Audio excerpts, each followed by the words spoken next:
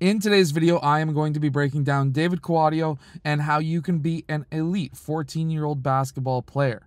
Let's get down, let's check him out and some of the things that he does on the court that you can do as well when you are playing in a game. So let's get down, let's check out David.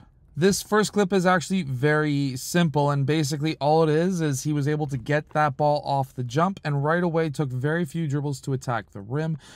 Anytime that you can get that ball to the rim with the fewest amount of dribbles possible is the best, and that's just one of the quick tips that I can give you for this clip.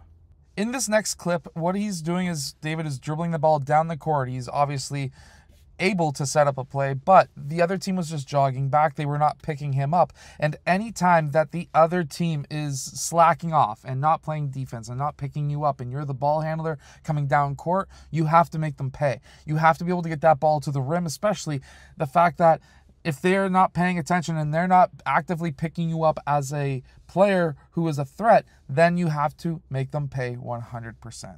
Being an elite player is not all about scoring, and this is a perfect clip about that. Here, David gets the swing pass. He's able to then pass it down to Noah, who's able to then do a really nice move so that he is able to get a jump shot off right away. If it wasn't for David being able to pass extremely quickly in this situation, I would have never allowed Noah to score. That pass needed to get to Noah as fast as possible. That's exactly what happened, and that's why Noah was able to score.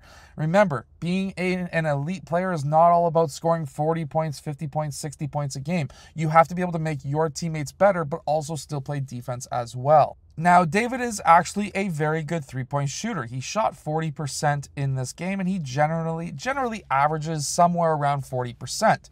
He gets that swing pass. He's able to take that one dribble to his left side. The defense had their hands down. They were playing him straight up. They were not really playing defense at all. And because of that, David was able to just pull for a three because nobody was really guarding him out on the three-point line. Now, you have to be able to play defense if you want to be an elite basketball player. Defense is extremely important. If you're not playing defense, you're going to be benched by pretty much any coach. So here, David gets that blocked shot.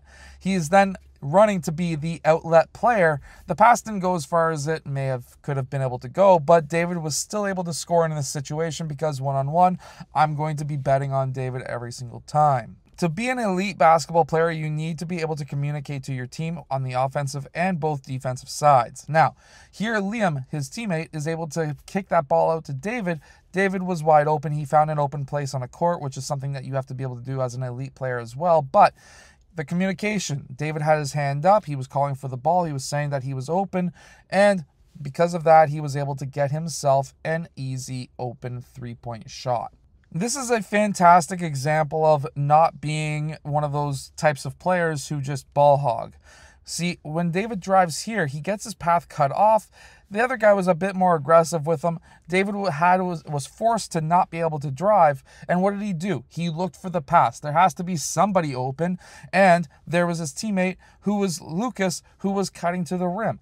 If you drive and you get your path cut, you got to be able to look for an outlet player. You got to be able to look for a player who is cutting to the rim. And if you've got fantastic teammates like Lucas, as an example, you're going to be able to, of course, get yourself a lot of assists. Believe me, coaches want you to have a lot of assists if you're going to be classified as an elite player. Remember that saying that Kawhi Leonard said back a few years ago in the NBA playoffs, bored man gets paid? Well, guess what? Here, David gets the offensive rebound. If you can get a lot of rebounds, you're going to be super successful. Every coach is going to want to have you. But here, David is able to get 2 points, which is something that everyone wants on their stats. They want more points. Well, one of the ways that you can get more points and score more points is by getting offensive rebounds, because those putbacks are usually just so easy to be able to do. Watch what David does here, because there's quite a few things that he does extremely well.